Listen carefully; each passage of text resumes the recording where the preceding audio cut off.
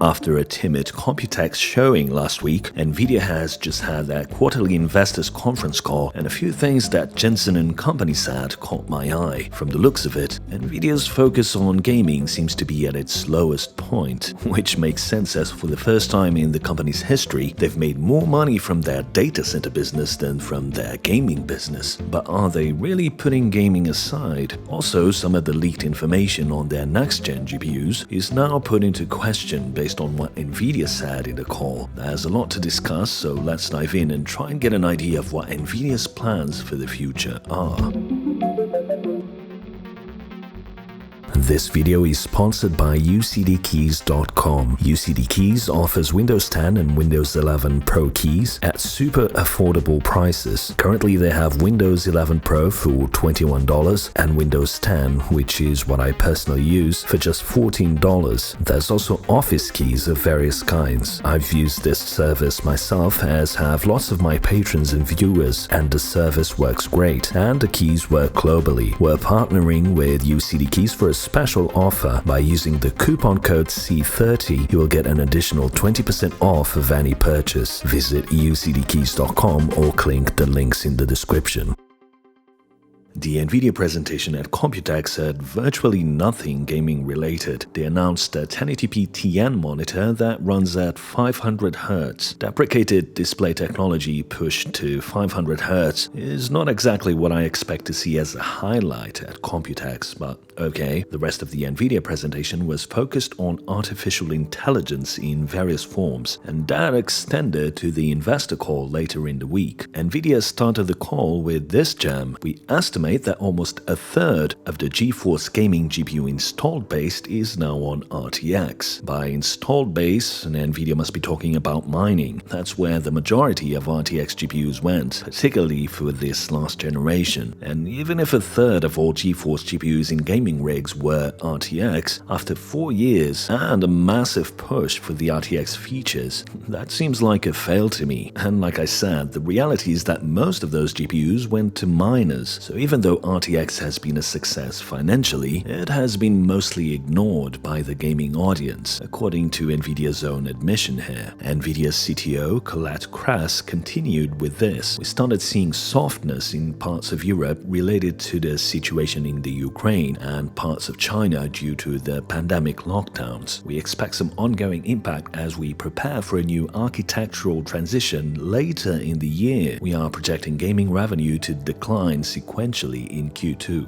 The reason gaming revenue will decline in Q2 is not because of the situation in Ukraine, and it's not because of the pandemic lockdowns in China. It's because cryptos have collapsed and miners are selling their GPUs. Therefore, new stock is not moving as people are buying either in the second-hand market or waiting for prices on shelves to come down below MSRP. Now, I'm not saying that what's happening in Ukraine won't have an impact. After all, Western companies are not selling in Russia anymore, and the lockdowns in China will certainly have an effect, but those are not anywhere near of being the main causes for the decline in gaming that NVIDIA is projecting. In fact, later on in the call, NVIDIA admits that not selling GPUs in Russia will have an impact of only $100 million.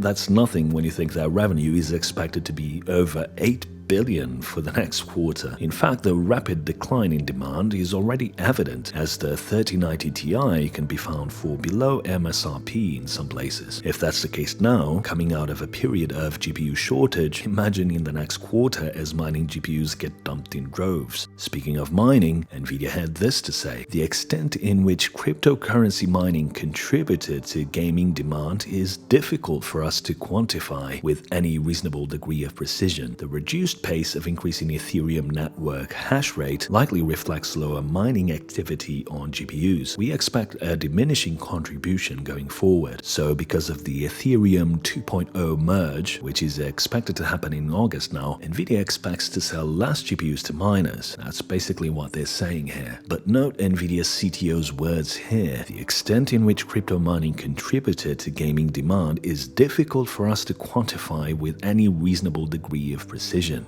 Really? Here's what Jensen said in a conference call in 2018 on the topic of crypto mining. We're expecting the channel inventory to work itself out. We are masters at managing our channel, and we understand the channel very well. As you know, the way we go to market is through the channels around the world. We're not concerned about the channel inventory. So Jensen Huang was saying here that NVIDIA knows exactly where each GPU goes. They are masters at that. The way they go to market is through the sales channels around the world, so they know exactly where each GPU ends up. These are the CEO's own words. That means they are, again, like in 2018, lying to investors. In fact, earlier this month, NVIDIA agreed to pay $5.5 million to settle charges leveled by the SEC, precisely based on this statement by Jensen in 2018, where NVIDIA failed to adequately inform investors, in other words lied, about the demand cryptocurrency miners had placed on its graphics cards. Note this, NVIDIA agreed that they lied to investors and paid to settle the case. They didn't dispute this in any way. And what is NVIDIA's CTO saying now? That it's difficult to quantify the impact of crypto in the demand for their gaming GPUs. I mean, if lying to investors only cost them a measly $5.5 million and they get away with it with no other consequences, then I guess NVIDIA will continue doing it. What's $5.5 million to them? NVIDIA knows very well what the impact of crypto was on gaming sales. Their CEO said so himself. They master this stuff. They know exactly where each GPU ends up. His words, not mine. So if you're an NVIDIA investor and you want to know the truth regarding gaming, NVIDIA is going to suffer a massive decline in GPU sales for the next few quarters, even if they launch a new generation ahead of time, and we'll cover that in a minute. The good news is, if you're an investor, that AI and data center is going to cover their asses and more than compensate for the decline in gaming. I compiled a list of the most relevant numbers from their earnings, and we can see that in Q1, gaming represented just over $3.6 billion,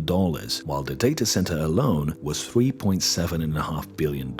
If we look at the last couple of years, while there was one quarter where data center revenue got close to gaming, for the most part, gaming has been NVIDIA's bread and butter. Not only was this quarter an inflection point, but the expectation is that next quarter the data center will be bringing in over $1 billion more than gaming, which is just staggering. So from these results, one can understand why for the remainder of the call, NVIDIA talked about AI, data center, and automotive, how those businesses are growing, and shared some details on its Grace SoC and how they already have several partners lined up to offer Grace-equipped servers next year. They also reiterated that they will be launching several CPUs over the coming quarters. It remains to be seen if we'll see consumer-focused desktop CPUs at some point, as I've speculated in a recent video. Now, while there's no denying that these data center numbers are impressive, one thing to understand is that these are very cyclical, and it could be the case that enterprise and data center are entering an investment cycle, and that's where the demand for NVIDIA's chips is coming from, and not necessarily from NVIDIA offering anything groundbreaking from either a software or hardware perspective. As a counter-argument, there's no doubt that new AI models are popping up everywhere, and that's going to generate demand for data center GPUs. Those ads you get on your social media feed trying to sell you stuff related to your interests are generated using AI, and going forward, we'll see a lot more investment made in these types of recommendation systems. The big hyperscalers need access to powerful hardware to be able to infer what your interests might be as fast as possible. I think NVIDIA's bet on AI is paying off, and they will be reaping the rewards for years to come, not just in hardware sales, but in software also. In fact, I wouldn't be surprised if 10 years from now we talk about NVIDIA as an AI software company rather than a hardware company. I mean, think about it. Despite everything that's happening in the world with supply constraints, inflation, etc., NVIDIA is still killing it in AI and data center, and the orders keep coming. Imagine if the market context was positive. Jensen might distort the truth at every opportunity, and NVIDIA might have a long history of anti-competitor and anti-consumer behavior when it comes to gaming. But one thing is undeniable, they have made the right bets way ahead of everyone else. CUDA and the programmable shader was one years ago, and now AI seems to be paying off in spades. As a PC enthusiast, what I find worrying is how excited Jensen was when answering questions that related to AI and the data center compared to how dismissive he was when talking about gaming. It seems that either gaming doesn't doesn't interest Jensen anymore, or the forecaster is so grim despite what NVIDIA is saying that Jensen would rather not talk about gaming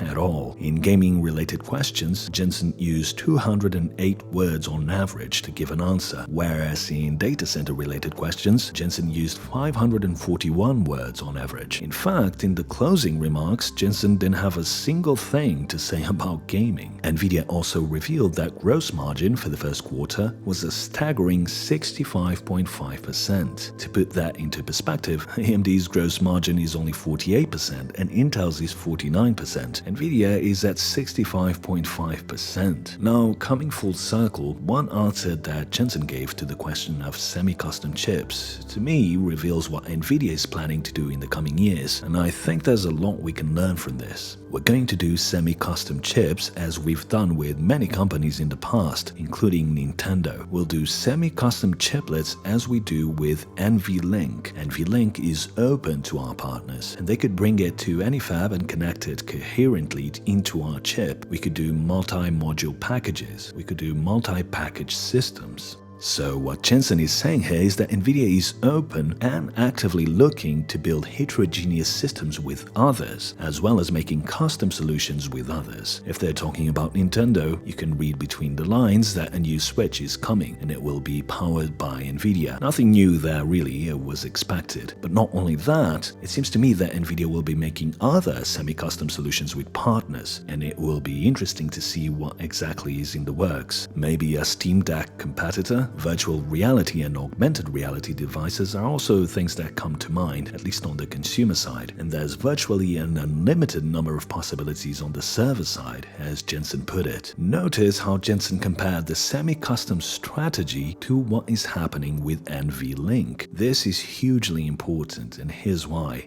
With Mellanox and now NVLink, NVIDIA is expanding on what its vision for the data center is. You see, going forward, it's not the speed of each individual chip that matters, it's how fast they talk to each other. What Jensen was saying there is that NVIDIA is well aware of the limitations of the von Neumann system, where chips are limited by bandwidth and the amount of memory that can be fetched and processed, especially now with the end of the so-called Moore's Law. Jensen sees the data center as one giant computer, except there's not a single CPU but an infinite number of them, and not a single GPU but an infinite number of them. The challenge then is, of course, how do you get all of these components to talk to each other efficiently and as fast as possible? Acquiring Mellanox was part of the answer, resulting in the NV-switch. And NVLink is the interconnect fabric that will connect CPUs and GPUs. NVLink is CXL compatible, which means NVIDIA deliberately wants this to be an open ecosystem, something very rare in the company's history. NVLink is much faster than PCIe 5. So Jensen's apparent lack of interest in gaming and laser focus on data center is a result of him wanting to sell this NV-switch and NVLink strategy to potential customers at every opportunity. Take a look at this slide from a while back. The point of making the Grace SoC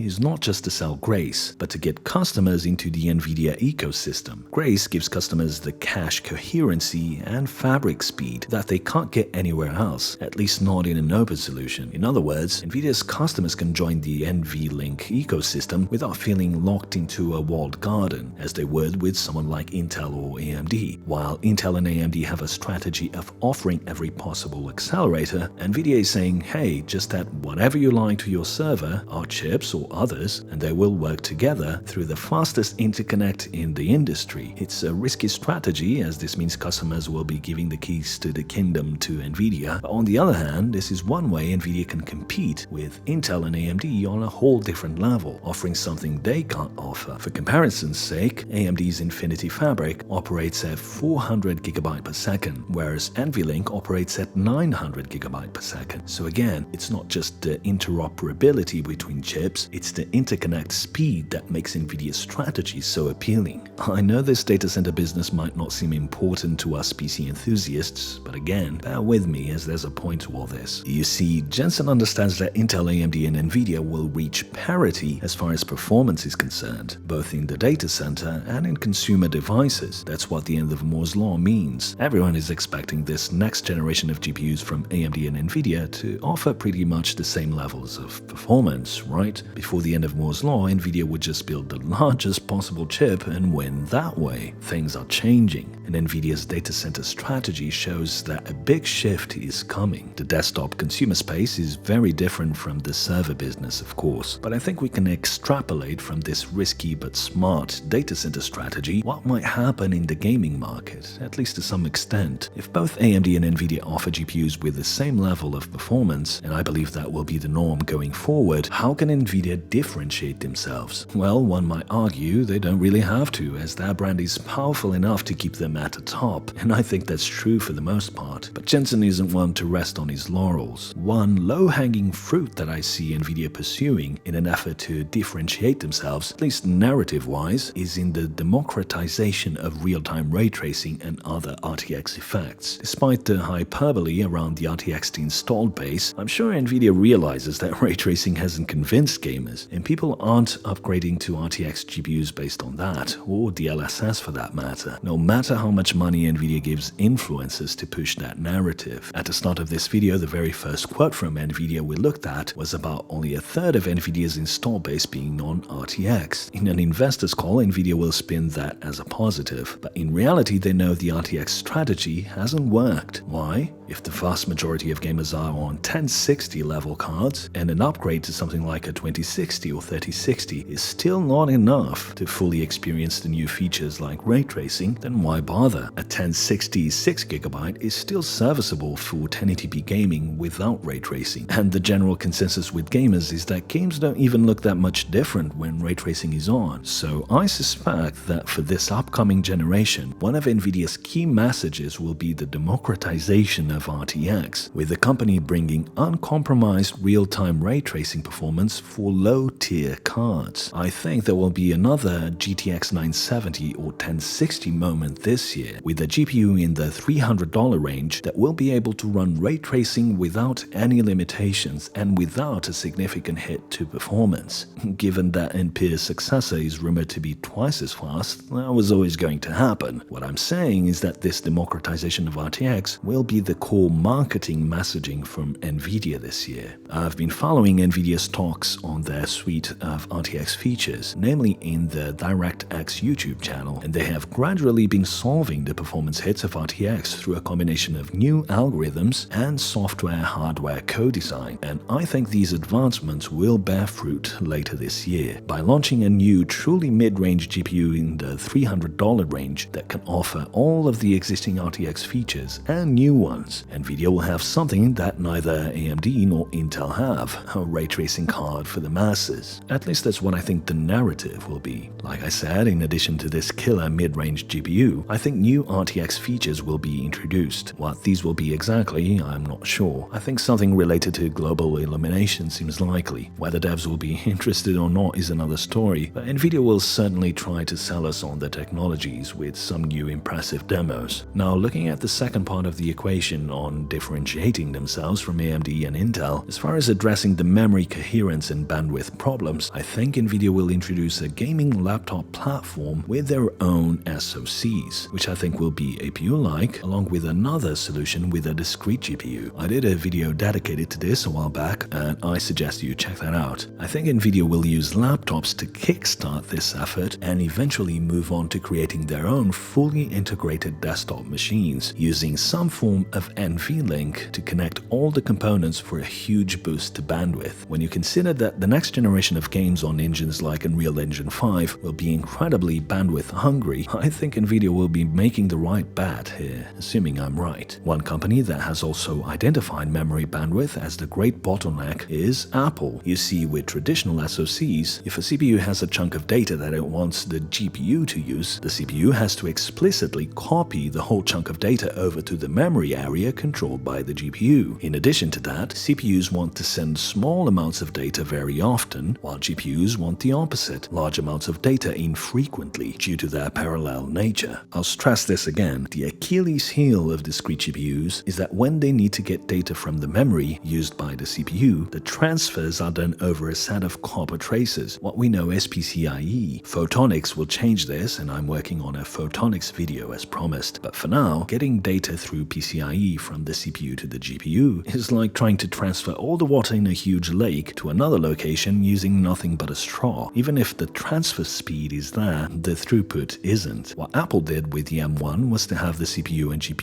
portions of the SoC share the same memory. Looking at this slide from Apple's introduction to the M1, you can read high bandwidth, low latency. So you got high speed and a high throughput at the same time. It's a different paradigm to what we're seeing with AMD and Intel. Instead of two types of memory and having to copy data between them, it's all unified. This is one of the key reasons why the M1 is so fast. I mean, there's always going to be a need for virtual memory, so that's when you have to resort to something like an SSD to fetch data from. Microsoft's recently introduced direct storage API is related to addressing this problem, but the M1 is a step in the right direction when it comes to the end of Moore's law and the limitations of the von Neumann architecture, and I think NVIDIA is onto this. AMD and Intel sell finished SoCs. There's a push for FPGAs from both of them in order to mitigate this inflexibility. I think NVIDIA is going to follow a different strategy. There's always going to be a conflict between AMD, Intel, and PC makers on what should be in an SoC when it comes to acceleration, because software needs to account for different configurations. I think, just like NVIDIA has identified these issues on the data center, they will address them in the consumer space. NVLink is the interconnect that can make different accelerators from different partners work together. NVIDIA will create a PC platform where memory will be shared between their in-house built CPUs and GPUs and other accelerators, and where an ultra-fast CXL-based interconnect will mitigate the memory bottlenecks that exist in current systems. The M1 Max has 64 GB of unified memory running at 400 GB per second. I think NVIDIA will offer something similar but running at 900 GB per second, over twice the speed of the M1 Max. Why start with laptops? Well, firstly, in 2017, gaming laptops accounted for just 10% of the overall laptop market. In 2021, gaming's proportion increased to nearly 25%. The general consensus is that sales of gaming laptops could hit around $18 billion in 2026 compared to $11 billion last year. There's huge potential there, and it's one of the few PC segments that's seeing healthy growth. AMD recently announced Smart Access Storage in an effort to build something similar to what I'm describing here, a platform that will greatly benefit from synergistic combinations of hardware from the same company, now with PCIe 5 and Smart Access Storage allowing for a significant increase in bandwidth. I think NVIDIA could trump that with NVLink, both in terms of bandwidth but also speed. In fact, I don't think NVIDIA has much of a choice but to follow such a strategy. So what I'm seeing in NVIDIA's future, as far as the consumer market is concerned, is something akin to what Apple is doing, building their own SoCs and creating a platform powered by NVLink to offer something that neither Intel nor AMD have, a high bandwidth, low latency platform with shared memory.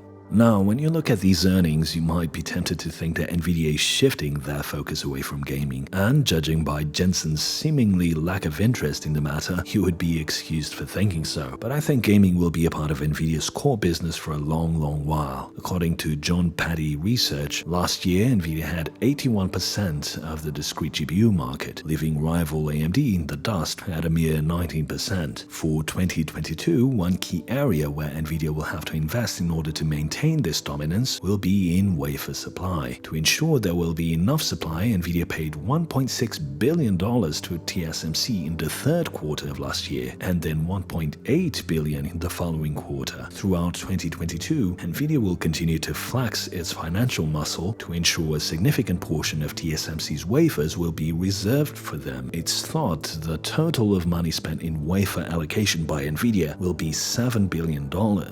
Just to put things into perspective, perspective, NVIDIA has $21 billion in cash, while AMD's cash position is just $3.6 billion. From supply alone, there's simply no way for AMD to compete this year, even if the demand is there. The recent estimates are that the discrete GPU market could generate $54 billion in revenue by 2025, compared to $23 billion in 2020, so a doubling of revenue in 5 years. There's no way NVIDIA will let that go to someone else. So while NVIDIA is gradually transitioning to an AI and data center company first and a gaming hardware company second, I don't see them giving up on gaming or even reducing investment there. Quite the contrary. Even if the CEO's heart is no longer burning for it, I think the strategy I outlined earlier is part of their effort to reach the total addressable market. Before you wrap this rather long video up, in the last few weeks, the Twitter leaker scene has been suggesting that NVIDIA will be launching the RTX 4090 in July already. Well, NVIDIA seems to have indirectly dismissed that notion. Most of the ramp that we have of our new architectures, we're going to see in the back half of the year. We're going to start to see, for example, Hopper will probably be here in Q3, but starting to ramp closer to the end of the calendar year. So you should think about most of our product launches to be ramping in the second half of the year on that part. From this, it seems clear that Ada, or the RTX 4000 series, will only be out by the end of the year, even if it's announced earlier than that. If I were to guess, I'd say the RTX 4000s will be on shelves in September. Another recent leak showed the alleged next-generation reference cooler design, specifically the 4090 Ti. I have some serious reservations on this. Firstly, it looks pretty much identical to the 3000 series, save for a few details. Now, is it possible that NVIDIA will reuse the same design with some improvements? Sure, they've suddenly put a ton of effort into designing a cooler that can keep a very hot chip in check, so why change it? But from a marketing perspective, having the same exact cooler sends out the message that the new GPU isn't much of an upgrade, it's just an iteration of the previous generation. This is especially strange considering it's expected to be twice as fast. Secondly, why would NVIDIA be kicking off a new generation launch with a 4090 Ti? The Ti model of this card would typically be a mid-cycle launch to spur additional sales with minimum effort, so I'm on the fence on this one. I'd be surprised if the final design is indeed this similar to the 3000 series. If they are starting with a 4090 Ti, then that means they fear what AMD is bringing out and are preemptively going for the top spot in benchmarks, leaving nothing on the table this time around. That would be good news, honestly.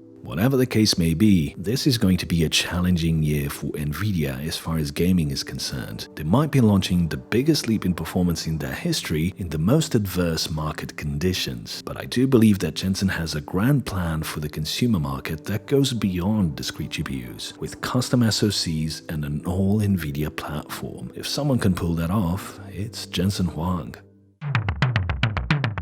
This video was made possible by my awesome patrons. With YouTube AdSense collapsing and with patronage declining, it's absolutely crucial that you support your favorite creators today. Also, by joining my Patreon, you will get exclusive access to the Cortex Discord server, where I regularly share exclusive bits of information on NVIDIA, AMD, and Intel. Thanks for watching, and until the next one.